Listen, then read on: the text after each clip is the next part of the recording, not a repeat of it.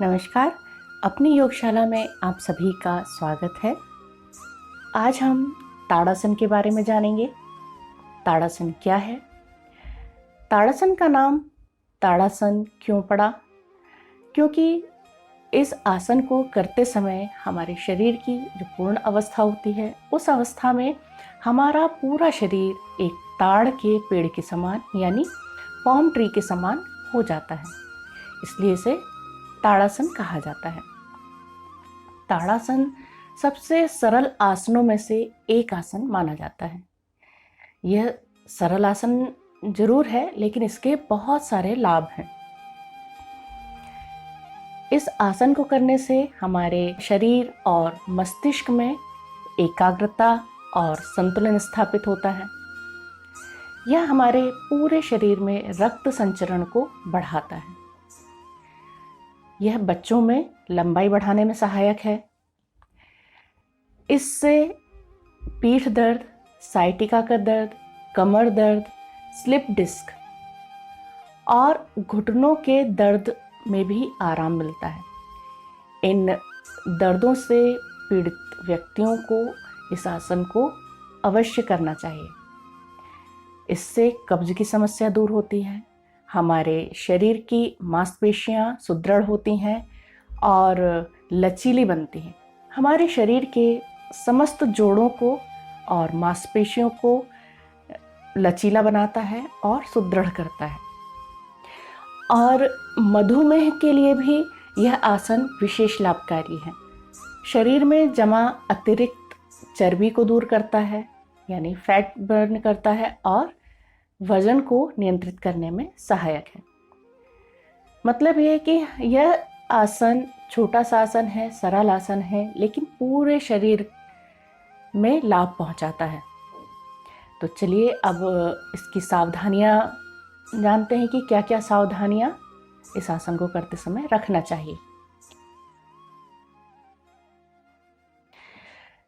पैरों के पंजे, एड़ियां या टखनों में बहुत ज़्यादा अगर दर्द है या ऑपरेशन हुआ है तो ऐसे लोगों को इस आसन को नहीं करना चाहिए, और किस तरह से करना चाहिए वो मैं आगे बताऊंगी। गर्भवती महिलाओं को इस आसन को नहीं करना चाहिए, और जिनका रक्तचाप बहुत ज़्यादा बढ़ा रहता है या कम रहता है उन्हें भी इस आसन को उस समय नहीं करना चाहिए।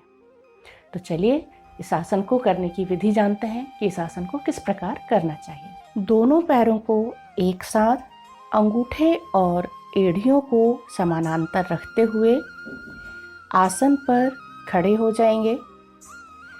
कमर और गर्दन को सीधा रखेंगे।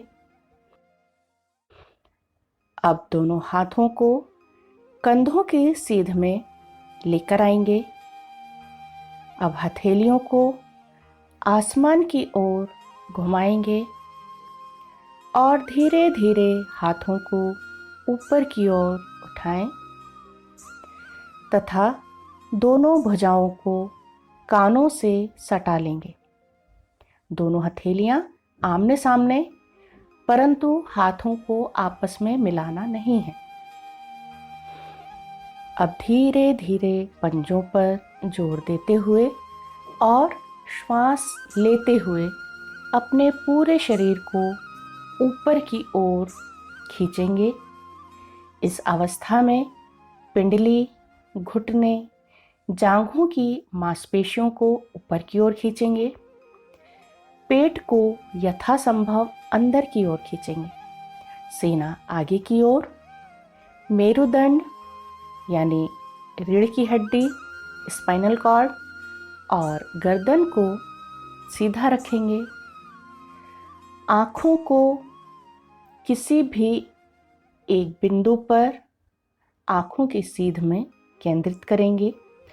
इससे शरीर का संतुलन बनाने में आसानी होगी।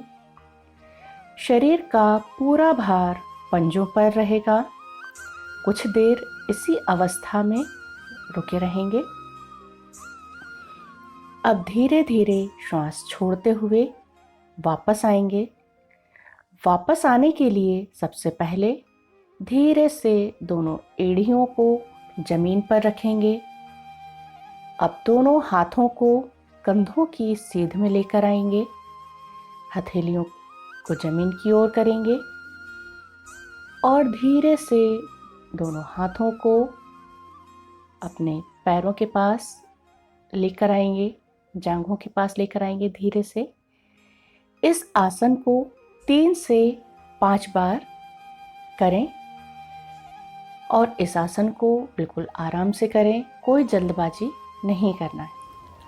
और हाँ, मैंने सावधानियों में बताया था कि जिनके पंजों, एड़ी या टखनों में बहुत ज़्यादा दर्द रहता है या ऑपरेशन हुआ है, तो ऐसे लोग इस आसन को ना करें। लेकिन यदि आप लोग इस आसन का लाभ लेना चाहते हैं तो बिना एड़ी उठाए इस विधि से इस आसन को कर सकते हैं। इसका भी आपको पूरा पूरा लाभ मिलेगा।